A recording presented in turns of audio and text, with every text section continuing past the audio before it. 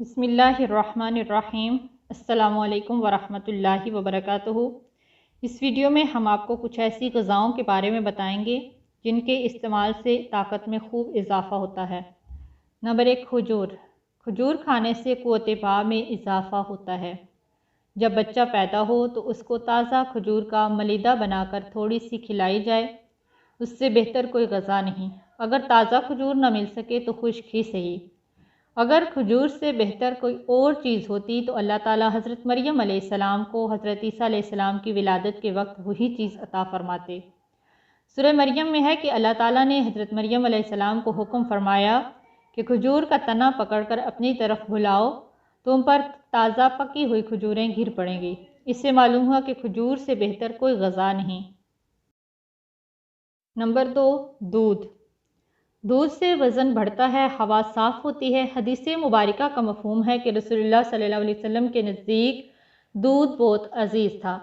दूध मैदे में जल्द हज़म हो जाता है, बदन की खुश्की को दूर करता है, चेहरे का रंग सुर्ख करता है, दिमाग को कवी करता है।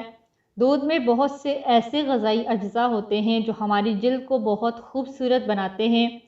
दूध कैल्शियम के हुसूल का एक बहुत अहम ज़रिया है जो हमारी हड्डियों को मजबूत रखता है।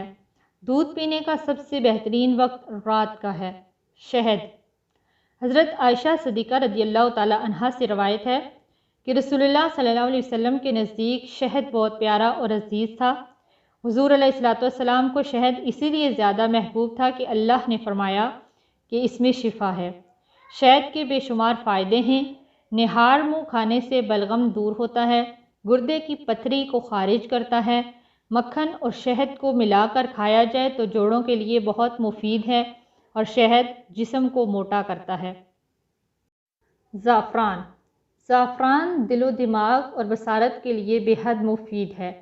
ज़ाफ़रान गुर्दे, मसाने और जिगर को क़ुव्वत देता है और बुखार की हालत में दिन में 2 बार पानी में मिलाकर पिलाया जाए तो बुखार उतर जाता है। ज़ाफ़रान हमारी यादाश्त को बढ़ाता है। खुशबू। खुशबू का रूह इंसानी से खुसूसी ताल्लुक़ है। हदीस मुबारका का मफ़हूम है कि अगर कोई शख्स खुशबू दे तो उसको रद्द ना किया जाए क्योंकि ये जन्नत से निकली हुई है। आप अलैहिस्सलातु वस्सलाम खुशबू को बहुत ज़्यादा पसंद फरमाया करते थे। आप हमेशा इत्तर का इस्तेमाल किया करते थे। हालांकि आप सल्लल्लाहु अलैहि वसल्लम का जिस्म मुबारक ऐसा खुशबू वाला था कि जिस गली से गुज़रते थे वो गली भी मुअत्तर हो जाया करती थी। आप अलैहिस्सलातु वस्सलाम ने फरमाया, मर्दों की खुशबू ऐसी होनी चाहिए कि खुशबू फैले और रंग नज़र न आए, और औरतों के लिए वो खुशबू बेहतर है कि खुशबू न फैले और रंग नज़र आए। जज़ाकल्लाहु खैरन। वीडियो को लाइक कीजिए, शेयर कीजिए और चैनल को ज़रूर सब्सक्राइब कीजिए।